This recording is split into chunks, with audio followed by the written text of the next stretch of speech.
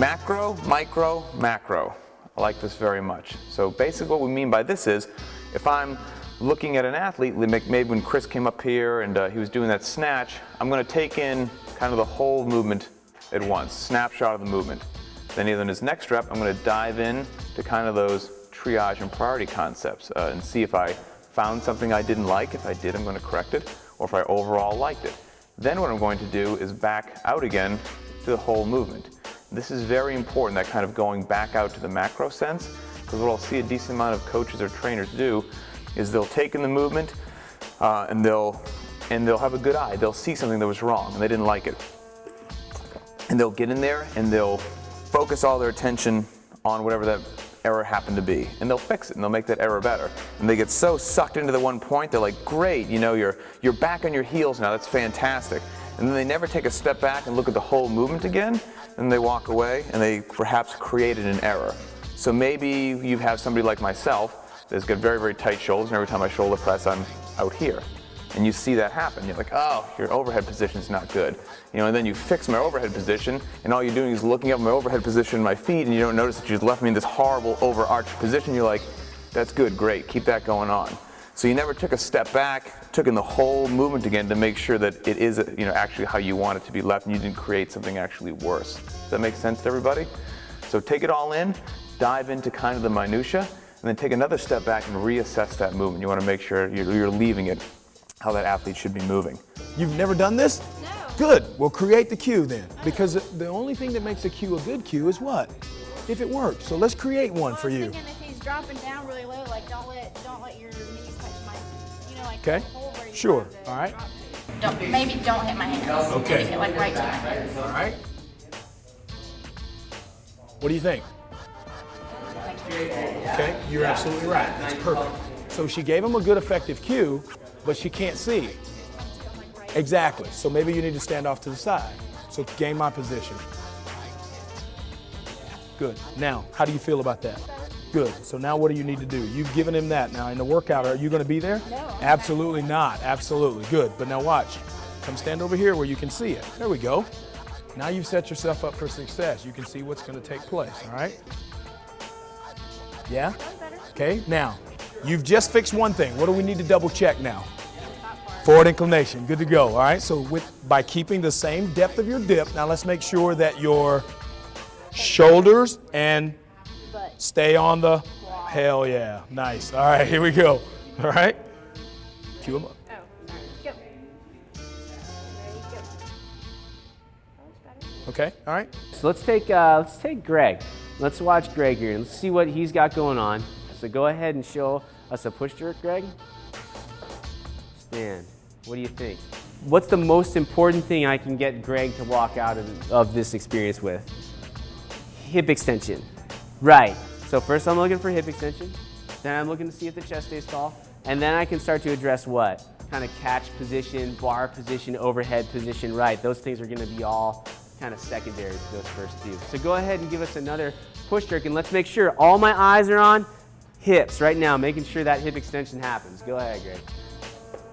Stand. That time you got it. Excellent. Right. So that's what I'm looking for. So where do my eyes go next? I'm watching the end to make sure his chest drops forward. So where do you think you look to see if his chest is dipping? Yeah, so a lot of people say that. That's a good answer, right? So if Greg does it, go ahead and rack for me. So eyes are gonna kind of be in here, right? So you're gonna be watching bar, maybe you'll watch his chest to see if his chest stays tall. So what I want you to do is kind of watch this area. You can watch the end of the bar, whatever you want. So go ahead, Greg, and show us a push jerk. Stand. What do you think? If we look at the bar, it's like, yeah, that's not bad. You know what I mean? Like, his chest looks like he's got a big chest. It looks like he's staying tall. Now here's what I want you to do, is stop looking at this. I want you to come back here and look at his shoulders in relationship to his butt. If you see anything like this happen, he's dipping his chest. So get your eyes off the bar and let's watch his shoulders in relationship to his butt. Ready, Greg? And go. Glaringly obvious now, right? So if I look here, this lies to me. This is a liar. If I look here, this is going to expose the truth, right? So go ahead and show us another one, Greg. He's trying to fix it, which I like, but he's still doing it. okay? And rest. All right, so now I know I have my hip extension, right? So now let's see if he keeps his chest tall. He's not, so I stop there. Let's try to help him keep his chest tall. What are some ways that we can keep his chest tall? What do I want to communicate to Greg? We could get against the wall, yeah, but let's go verbal cue first. Let's say Greg's like, he's been in my gym for a year and a half. Let's just think, keep your chest tall, man, and maybe I like to tell people, squeeze your back as you dip, right? So go ahead and try that, Greg. But where are my eyes? Watching his shoulder blades in relationship to his butt. Go ahead, Greg. Stand, good, but what have I created? Pausing at the bottom, right? Yeah, so we have a cocking of the hip. So now that's my next thing, right? Really normal for us to fix one thing. So hey, Greg, I know he's done push jerks before, just don't pause down there for me, okay? Give me that quick turnaround down and up, still keeping that chest tall. Stand. Yeah, I like that. Rich is like, I'm not satisfied. What do you think he did? His chest came forward, why? He dipped too far. The farther you guys dip forward, right, the more your chest is gonna drop. So cut your dip in half, Greg. Go from, even though you're going knees forward, it's great, man. Instead of here, that's what's happening. I just want down and up. Real tight dip for me, okay, Greg? Go ahead. Stand. Just coming forward a touch, even a little less dip for me, Greg. Go ahead. There it is, nice. Now what am I gonna go back to? His hips. I wanna make sure that he's still opening his hip because we've done all this other stuff. Just do what you're doing, Greg, but I'm telling you what's going on in my head. I'm not gonna tell Greg, like, I'm gonna watch your hips now, because what's Greg thinking about? Hip extension and nothing about his chest, right? Because his chest, I don't want his chest to drop forward still. But I'm gonna step back again. I went from this kind of like macro, I watched this big movement, to micro, I watch his hips. Macro, I see his chest dropping. Micro, fix the chest. Macro, come back. Let's watch the full movement and see if we have everything where we want it. Make sense? So go ahead for me, Greg. Stand and reset. Not bad, not bad. His chest came forward a tiny bit there, and you guys will start to see that happen all in unison. You'll start to be able to take your eyes from just like this little window here to kind of like the torso, and you'll be able to see if hip extension is happening, chest is dropping forward, yada, yada, yada. What's the last thing I want to address? The catch, right? So let's make sure that as Greg is overhead, and obviously this is all stuff that I'm thinking, not communicating to Greg yet, let's make sure that his bar is over his heels, right? And he does have an active shoulder. So Greg, go ahead and give us that push jerk. So now, what am I looking at? I'm just gonna watch his overhead position, right? I'm gonna kind of ignore everything else for now. Go ahead. Great, he's doing a great job, right? Bar's pretty much stacked over his heels. He's doing a good job. If I wanted to be kind of a putz, like, hey man, look at that, isn't that better, right?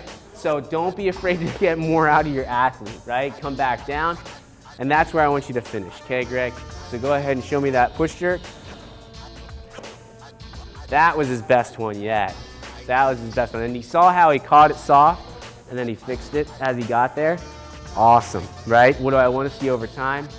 I want to see Greg stick it there, because when he catches his 400-pound push jerk, that way he receives it, he catches it, right? Instead of letting it sag down. You guys see how that kind of triage thing works? So we're looking for what's most important. Same thing with like an overhead squat, any of that stuff. Lumbar curve, gotta see it. Weight on the heels, probably gonna be the next thing.